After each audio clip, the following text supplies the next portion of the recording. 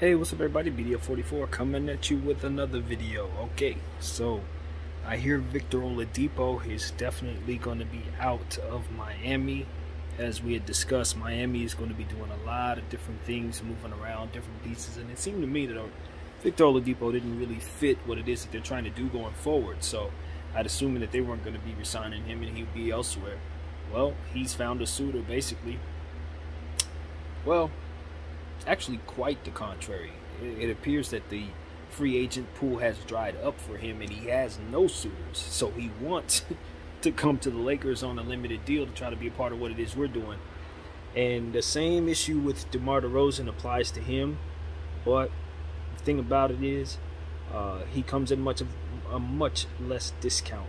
But the situation is this. Non-shooter. DeMar DeRozan, Victor Olidipo, amazing shooting guards, all-star caliber players, non-shooters. And that's what it really comes down to. But I'll tell you this. Victor Oladipo is a very, very gifted defender. And I think a lot of people have forgotten that because of the injury issues and because of how much noise he makes on the offensive end. But he made his money when he was with the Orlando Magic. When he first got into this league, that's a defender. That was what he brought to the table. He was a hyper-athletic defender. And,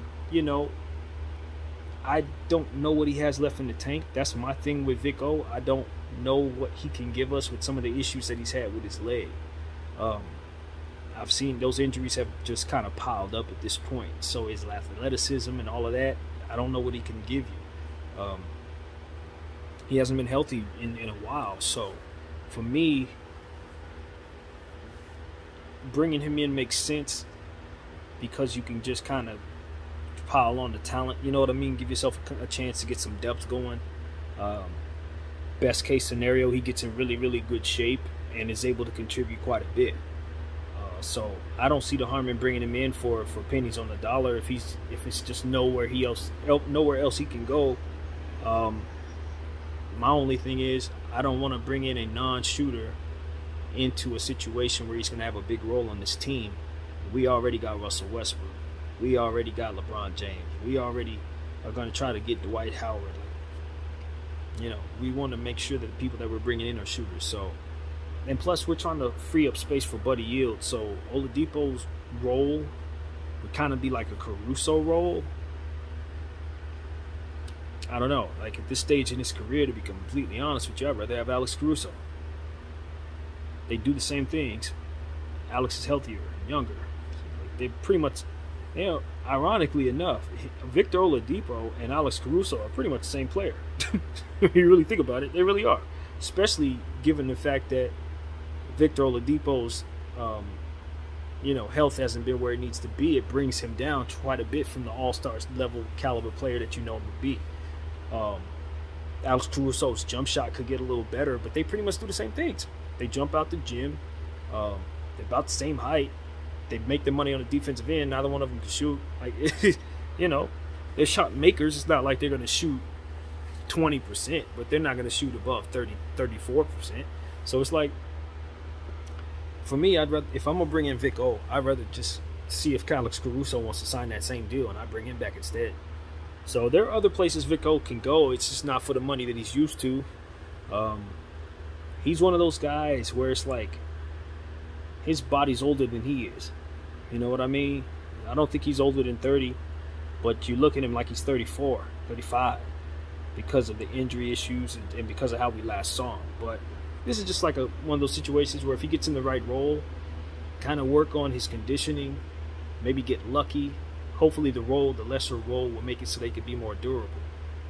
If that's the case, maybe he can kind of play his way back into real value, because we've seen guys do that, so hopefully he can do the same, because he's still fairly young. There's no reason why he can't continue his career. It's just at what role and at what price.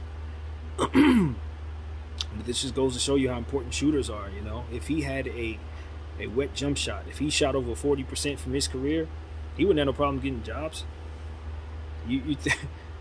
I look at a guy like Wesley Matthews. I love Wes. He was a cool Laker, but he's not He's not a better player than Victor Oladipo, but he's going to have a much easier time getting jobs because he's a premium.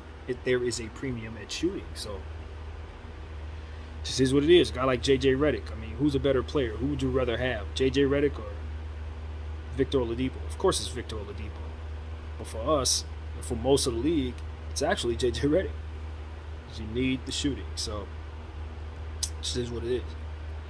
But yeah, he's definitely a player. Iguodala is another one that I just got to reading who said they think he's going to sign with the Lakers.